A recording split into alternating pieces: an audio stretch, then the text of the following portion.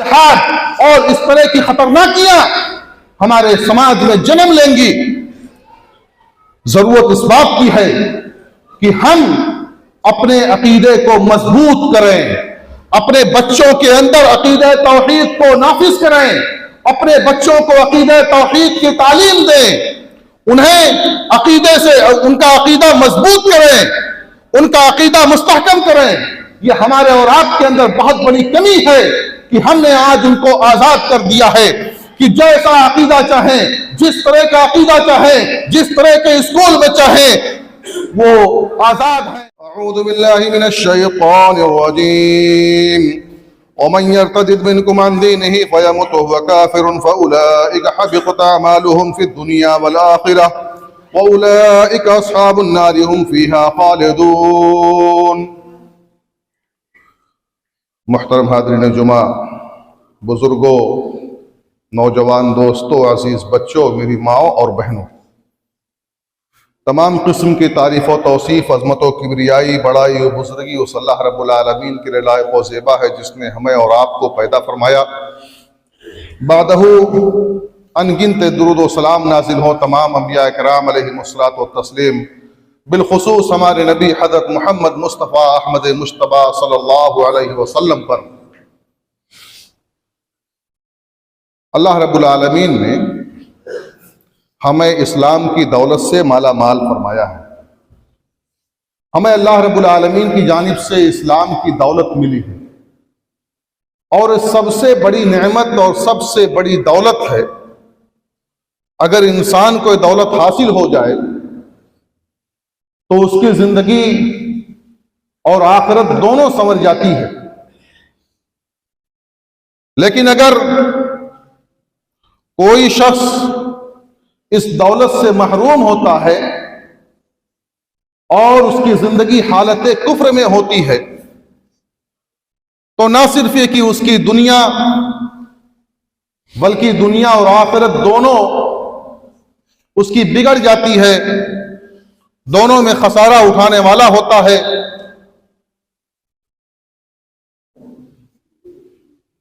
ایک آدمی جس کو اللہ رب العالمین کی جانب سے دولت مل جائے، اسلام کی نعمت اسے حاصل ہو جائے، لیکن اسلام کی نعمت کی قدر نہ کر کے اسلام جیسی عظیم الشان نعمت کے حاصل ہو جانے کے بعد وہ اسلام سے پھر جاتا ہے، اسلام سے اپنا رشتہ توڑ لیتا ہے اور وہ اپنے آپ کو کسی دوسرے دین اور کسی دوسرے دھرم میں شامل کر لیتا ہے، تو یہ اس کے لیے اس دنیا میں بھی خسارے کا باعث ہے اور آخرت میں بھی اس کے لیے خسارہ ہی خسارہ ہے۔ آج ارتداد کی لہریں اٹھ رہی ہیں، مختلف مقامات سے ارتداد کی خبریں آ رہی ہیں، اور منظم سازشوں کے تحت آج مسلمانوں کے اندر ارتداد پیدا ہو رہا ہے، یعنی لوگ اپنے دین کو چھوڑ کر کے دوسرے دین کی طرف جا رہے ہیں۔ خاص طور سے ہماری بچیاں ارتداد کا شکار ہو رہی ہیں۔ مسلمان بچیوں کو سازشوں کے تحت ارتداد کا نشانہ بنایا جا رہا ہے، انہیں مرتد ہونے پر مجبور کیا جا رہا ہے۔ یہ بہت لمبی چوڑی سازش ہے۔ ابھی حال ہی میں، ویسے تو روزانہ نہ جانے کتنے واقعات اس طرح کے رونما ہوتے ہیں، لیکن بعض ایسے واقعات ہوتے ہیں جو اخبار کی سرخیاں بن جاتی ہیں۔ ابھی حال ہی کے اندر مغربی یوپی کے ایک ضلع بریلی کے اندر ایک عالمہ لڑکی کے ارتداد کی خبر اخبار میں شائع ہوتی ہے، کلیجہ پھٹ جاتا ہے، ہم جذبات سے لبریز ہو جاتے ہیں، لیکن ہمیں اور آپ کو چاہیے کہ جذبات کی رو میں نہ بہیں، بلکہ ہم اس پر بندش لگائیں، ہم اس ارتداد کے فتنے کو ختم کرنے کی کوشش کریں۔ یہ فتنے کہاں سے جنم لے رہے ہیں، ان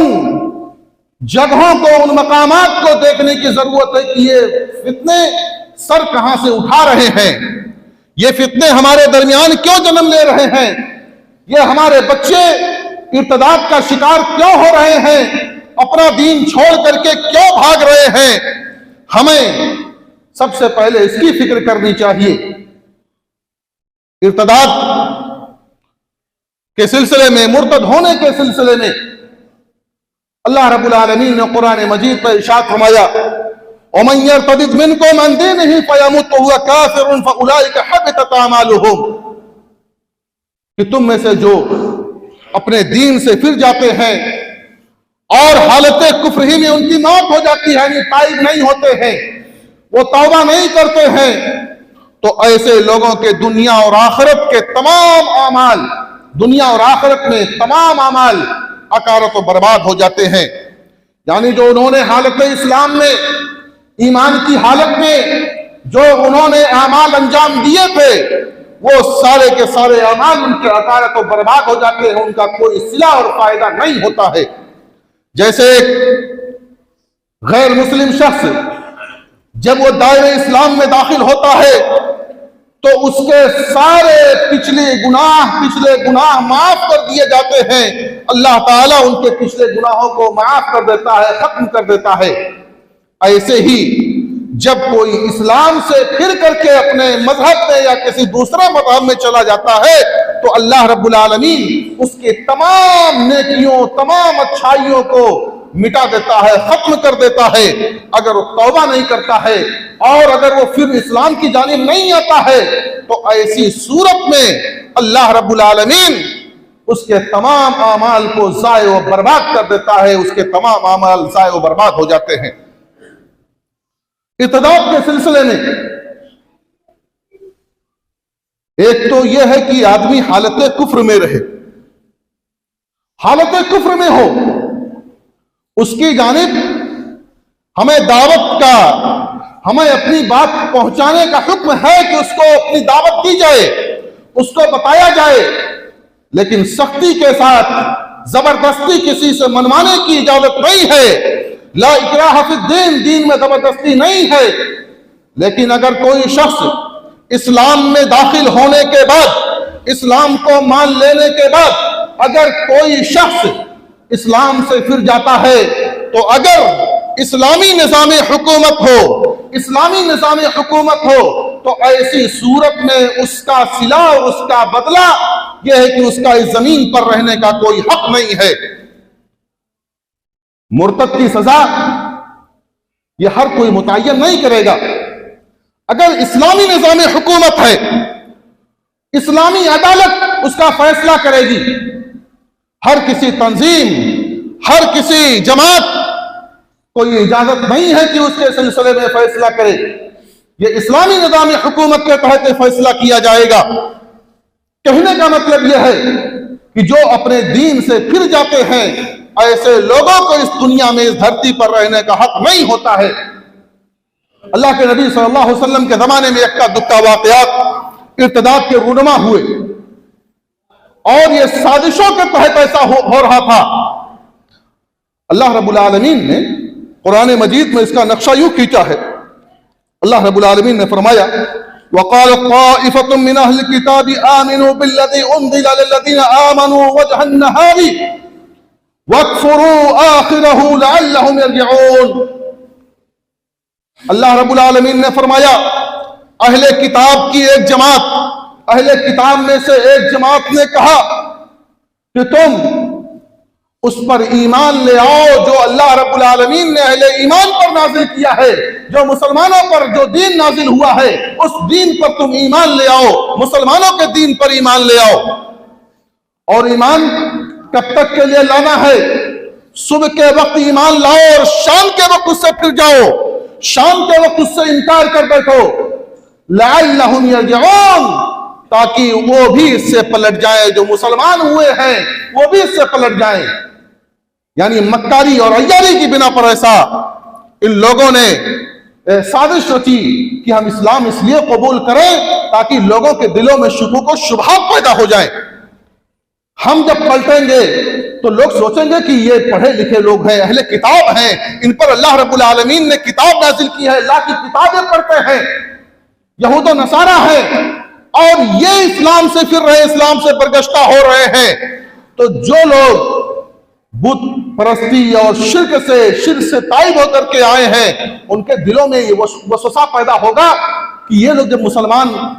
اسلام سے فارغ ہو رہے ہیں، اسلام سے باہر جا رہے ہیں، تو ہم بھی چلے جائیں باہر۔ لیکن ایسا کوئی واقعہ رونما نہیں ہوا۔ ایک یکا دکا واقعات اس طرح کے ہوئے، انہی میں سے ایک نصرانی نے، ایک عیسائی نے اللہ کے رسول صلی اللہ علیہ وسلم کی خدمت میں آ کر کے اسلام قبول کیا۔ اللہ کے رسول صلی اللہ علیہ وسلم سے اس نے سورہ بقرہ اور سورہ آل عمران سیکھ لی، اور اس کے بعد اللہ کے رسول صلی اللہ علیہ وسلم کا معتمد ہو گیا، آپ کا منشی ہو گیا، اور کاتبین وحی میں اس کا شمار ہونے لگا۔ لیکن پھر اس نے ارتداد کے راستے کو اختیار کر لیا اور یہ کہنا شروع کیا کہ یہ تو محمد وہی بات کہتے ہیں جو میں ان کو لکھ کر کے دے دیتا ہوں، جو میں انہیں لکھ کر کے دیتا ہوں وہی بات محمد کہتے ہیں۔ اور اس کے بعد وہ مرتد ہو گیا۔ پھر اللہ کے حکم سے اس کی موت ہوتی ہے، صحیح بخاری کی روایت ہے، اس کی موت ہوتی ہے، اور اس کا انجام یہ ہوتا ہے کہ جب اسے دفنایا جاتا ہے تو رات ہوتی ہے، رات میں اس کی لاش زمین کے اوپر آ جاتی ہے۔ پھر عیسائیوں کو یہ بات، یعنی جن لوگوں نے اس کو دفنایا تھا، ان کے ذہن میں بات آتی ہے، اور لوگ کہتے بھی ہیں کہ یہ محمد اور محمد کے ساتھیوں کا معاملہ ہے کہ انہوں نے اس کی لاش کو زمین سے نکال کر کے زمین کے اوپر کر دیا ہے، کیونکہ اس نے ان کے دین کو چھوڑ دیا تھا، اس لیے دشمنی میں انہوں نے ایسا کیا ہے۔ پھر اس کے بعد کھدائی کرتے ہیں، گہری کھدائی کرتے ہیں، اور اس میں اس کو نکالتے ہیں، لیکن پھر اللہ کا کرشمہ کہ دوسرے دن پھر یہی معاملہ ہوتا ہے اور اس کی لاش زمین سے اوپر آ جاتی ہے۔ پھر اس کے بعد یہی بات کہتے ہیں، تیسرے دن حد درجہ زمین کی کھدائی کرتے ہیں، جہاں تک ان کے بس میں ہوتا ہے وہاں تک زمین کی کھدائی کرتے ہیں، اور اس میں اس کو ڈال دیتے ہیں، اس میں اس کو دفنا دیتے ہیں۔ لیکن اللہ کا کرشمہ کہ تیسرے دن پھر یہی حال ہوتا ہے کہ اس کی لاش باہر آ جاتی ہے، اس کی لاش باہر آ جاتی ہے، اور اس کے بعد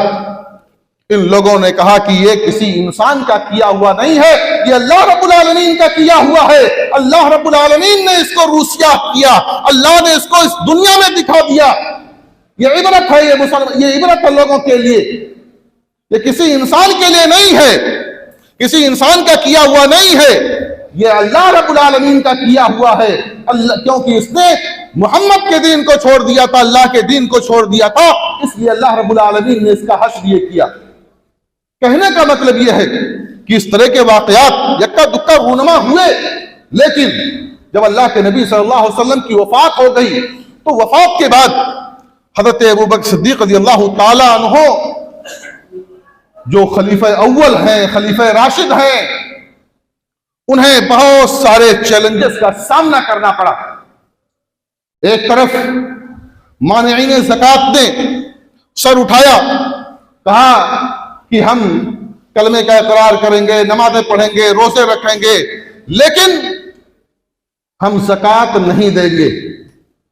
دوسری طرف کچھ مدعیان نبوت کھڑے ہوئے، یعنی نبوت کا دعویٰ کچھ لوگوں نے کرنا شروع کر دیا، اور کچھ لوگوں نے بعض قبیلوں سے ارتداد کی خبریں آنے لگی۔ جو بھی نئے نئے مسلمان ہوئے تھے انہوں نے یہ سمجھ لیا کہ اب اللہ کے نبی صلی اللہ علیہ وسلم اس دنیا سے چلے گئے تو اسلام بھی چلا گیا، اسلام بھی ختم ہو گیا، وہ مرتد ہونے لگے۔ حضرت ابوبکر صدیق رضی اللہ تعالی عنہ جو بڑے نرم دل تھے، لیکن انہوں نے بہت ہی جوان مردی کا مظاہرہ کیا، اور بعض مخالفتوں کے باوجود اپنے عزم مصمم کا اظہار کیا، اور بیک وقت تینوں جہتوں میں آپ نے ان کی سرکوبی کی اور اس فتنے کو ختم کیا، اس فتنے کو ختم کر دیا، یہاں تک کہ سارے کے سارے لوگ دائرہ اسلام میں داخل ہو گئے، اسلام میں داخل ہو گئے۔ کہنے کا مطلب یہ ہے کہ اس زمانے میں بھی سازشیں ہوئیں، لیکن اس زمانے کی سازشوں میں اور آج کی سازشوں میں تھوڑا فرق ہے۔ اور یہ ہمارے بچے ارتداد کا شکار کیوں ہو رہے ہیں، اس کے اسباب کیا ہیں، کیا وجوہات ہیں کہ جن کی بنا پر ہمارے بچے ارتداد کا شکار ہو رہے ہیں؟ سب سے پہلی اور بنیادی بات یہ ہے کہ ہم عقیدہ توحید کی تعلیم اپنے بچوں کو نہیں دیتے ہیں۔ ہم نے یہ سمجھ لیا کہ ہم مسلمان ہیں اور ہم کلمہ گو ہیں، لا الہ الا اللہ کا اقرار کرتے ہیں، تو ہم عقیدہ توحید کے ٹھیکیدار ہو گئے، جنت کے ٹھیکیدار ہو گئے۔ عقیدہ توحید کو ہم نے سمجھا نہیں ہے، ہم نے اپنے بچوں کے ذہنوں میں اس کو بٹھایا نہیں ہے۔ اسی بنیاد پر ہمارے بچے اپنا دین چھوڑنے پر مجبور ہو جاتے ہیں۔ یہ افسوس کی بات ہے، یہ پورے معاشرے کے لیے، پورے سماج کے لیے اور خاص طور سے والدین کے لیے، والدین کی ذمہ داری بڑھتی ہے، والدین کی ذمہ داری ہوتی ہے کہ خود بھی عقیدہ توحید کو سیکھیں اور عقیدہ توحید کو سیکھ کر کے اپنے بچوں میں اس عقیدے کو داخل و نافذ کریں، کیونکہ ساری گمراہیاں یہیں سے پیدا ہوتی ہیں، عقیدے سے پیدا ہوتی ہیں۔ بنیادی طور پر جو گمراہیاں آتی ہیں عقیدہ توحید کے نہ جاننے کی وجہ سے ساری گمراہیاں پیدا ہوتی ہیں، ساری گمراہیاں جنم لیتی ہیں۔ اور اس کے بعد ہمارا پورا معاشرہ، پورا سماج بے دینی کا مظاہرہ کر رہا ہے، بے دین ہو چکا ہے، بددین ہو چکا ہے۔ اور جب بے دین معاشرہ ہوگا، بے دین سماج ہوگا، تو ظاہر سی بات ہے اس میں لادینیت، الحاد اور اس طرح کی خطرناکیاں ہمارے سماج میں جنم لیں گی۔ ضرورت اس بات کی ہے کہ ہم اپنے عقیدے کو مضبوط کریں، اپنے بچوں کے اندر عقیدہ توحید کو نافذ کریں، اپنے بچوں کو عقیدہ توحید کی تعلیم دیں، انہیں عقیدے سے ان کا عقیدہ مضبوط کریں، ان کا عقیدہ مستحکم کریں۔ یہ ہمارے اور آپ کے اندر بہت بڑی کمی ہے کہ ہم نے آج ان کو آزاد کر دیا ہے کہ جیسا عقیدہ چاہیں، جس طرح کا عقیدہ چاہیں، جس طرح کے اسکول میں چاہیں، وہ آزاد ہیں، اپنی منمانی کریں یا دوسروں کی دیکھا دیکھی، دوسروں کی روش پر چل کر کے اپنے عقیدے کو خراب کر لیں۔ سوشل میڈیا کا دور ہے، سوشل میڈیا ہمارے بچوں کے بگاڑنے میں بہت اہم کردار ادا کر رہا ہے۔ سوشل میڈیا کے ذریعے سے، چاہے وہ فلموں کے ذریعے سے ہو یا کسی اور ذریعے سے ہو، سیریل کے ذریعے سے ہو، ویڈیو کلپ کے ذریعے سے ہو، چھوٹے چھوٹے ویڈیوز کے ذریعے سے ہو یا کارٹونوں کے ذریعے سے ہو، کارٹونوں میں دکھایا جاتا ہے کہ بت پرستی یا بتوں کی پوجا کرنے والا شخص یہ کامیاب ہو جاتا ہے، کامران ہو جاتا ہے، اور ایسا شخص فائز المرام ہوتا ہے۔ یہی چیز ہمارے بچوں کے عقیدے میں، ہمارے بچوں کے ذہنوں میں رچ اور بس جاتی ہے، جس کی وجہ سے گمراہی کا سبب ہوتی ہے، جس کی وجہ سے ہمارے بچے گمراہ ہو جاتے ہیں۔ آپ نے سوشل میڈیا کے استعمال کی انہیں اجازت دے دی، ہم نے انہیں استعمال کی اجازت دے دی، ہم نے کبھی ان پر نگاہ نہیں رکھا، کبھی ان پر نظر نہیں دوڑائی کہ ہمارا بچہ کیا کر رہا ہے۔ اگر ضرورت پڑ گئی ہے، موبائل وغیرہ دینے کی ضرورت ہے، تعلیم کا مسئلہ ہے، تو وقتی طور پر ان کو موبائل ان کے ہاتھ میں تھمایا جائے اور ان پر نگاہ رکھی جائے کہ ہمارا بیٹا، ہمارا بچہ، چونکہ وہ ایسا وقت ہوتا ہے، وہ اس عمر میں بچہ ہوتا ہے کہ جب اس کو صحیح اور غلط کی تمیز نہیں ہوتی ہے، ایسے وقت میں وہ غلط امور کا ارتکاب کر بیٹھتا ہے، غلط کاموں کا ارتکاب کر بیٹھتا ہے۔ اور مخلوط نظام تعلیم بھی یہ بہت اہم کردار ادا کر رہا ہے ہمارے بچوں کی بگاڑ میں، ہمارے بچوں کو ان کے دین سے پھیرنے کے اسباب میں سے ایک سبب یہ بھی ہے مخلوط نظام تعلیم. بچیاں اور بچے ایک ساتھ پڑھ رہے ہیں اور اس میں مسلم بھی ہیں غیر مسلم بھی ہیں. دوستیاں ہو گئی, اس کے بعد دوستیاں عشق و محبت میں تبدیل اور عشق و محبت پھر شادی میں تبدیل. ایسے ایسے مسائل ہمارے گھرانوں میں پیدا ہو رہے ہیں. ہمارے گھرانوں میں ایسے ایسے مسائل پیدا ہو رہے ہیں کہ آج کوئی مسلمان لڑکا غیر مسلم لڑکی کو اپنے گھر میں داخل کر رہا ہے. غیر مسلم لڑکی مسلمان لڑکی وہ غیر مسلم کے ہاتھ میں جا رہی ہے. یہ افسوس کی بات ہے, یہ افسوس کی بات ہے ہمارے سماج اور معاشرے کے لیے. وہ کدھر بھی ہو, کدھر سے بھی ہو, اگر ہم نے کسی بھی طرح سے ایسا عمل کیا تو یقین جانیے کہ ہم مجرم ہیں. اور صرف اسی بنیاد پر ہوتا ہے کہ ہم نے ان کے عقیدے کو مضبوط نہیں کیا, ہم نے ان کی صحیح طور سے تربیت نہیں کی ہے, ان کو سمجھایا نہیں ہے, ان کے ذہن میں بٹھایا نہیں ہے. ہم کو ضرورت اس بات کی ہے کہ ہم ان کے ذہن میں اس بات کو داخل کریں کہ اسلام ہو کر کے ہی ہم کو مرنا ہے. موت آئے تو اسلام کی حالت میں موت آئے, ایمان کی حالت میں موت آئے. ام سلیم رضی اللہ تعالی عنہ کا واقعہ میں آپ کو سناؤں. جب مالک سے ان کی جدائی ہوئی, جب انہوں نے اسلام قبول کر لیا, ان کے شوہر مالک نے اسلام نہیں قبول کیا, تو انہی میں سے ابو طلحہ رضی اللہ تعالی عنہ کا پیغام ان کے لیے آتا ہے جو کہ ابھی کافر تھے. تو جب پیغام نکاح دیا تو بہت خوبصورتی کے ساتھ ام سلیم رضی اللہ تعالی عنہ نے کہا کہ اے ابو طلحہ, آپ جیسے سرداروں کے پیغام کو کوئی عورت ٹھکرا نہیں سکتی ہے, لیکن ہاں آپ غیر مسلم ہیں, میں مسلمان ہوں, اس لیے نکاح نہیں ہو سکتا ہے, آپ اسلام قبول کر لیجئے. اور اس کے بعد سارے معاملات ہوئے, انہوں نے اسلام قبول کیا, اللہ کے نبی صلی اللہ علیہ وسلم گواہ بنایا, پھر اس کے بعد نکاح ہوا. کہنے کا مطلب یہ ہے کہ یہ اس طرح کی عورتیں ہمارے سماج میں ہونے کی اس طرح کی ضرورت ہے کہ اس طرح کی عورتیں ہمارے سماج میں پیدا ہوں, اس طرح کے بچے, اس طرح کے نوجوان ہمارے سماج میں ہوں تاکہ اس کے اثرات اچھے ہوں. اور شادی بیاہ میں تاخیر, شادی بیاہ میں بدعنوانیوں کی وجہ سے بھی ایک سبب ہے. شادی بیاہ میں جو بدعنوانیاں ہمارے سماج اور معاشرے میں رچ و بس گئی ہیں, جن کو ہم نے اپنے دین کا حصہ بنا لیا ہے, نعوذ باللہ من ذالک, اس کا دین سے کوئی تعلق نہیں ہے, وہ غیر سماجی ہے, غیر معاشرتی ہے, اور اس کا دین سے کوئی تعلق نہیں ہے, اور اس کو ہم نے ضروری سمجھ کر کے دین والی چیزوں کو ہم الگ کر دیتے ہیں. لیکن وہ جو غیر دینی چیزیں ہیں ان چیزوں کو ہم اپنے نکاح میں, اپنے دین, اپنے شادیوں میں شریک کیے ہوئے, شامل کیے ہوئے ہیں. تو اس بوجھ کی وجہ سے بھی نہ جانے کتنی بچیاں دوسروں کے گھروں کو آباد کرتی ہیں, دوسروں کے بستروں کو گرم کرتی ہیں. یہ ہمارے اور آپ کے لیے سوہان روح ہے, یہ ہمارے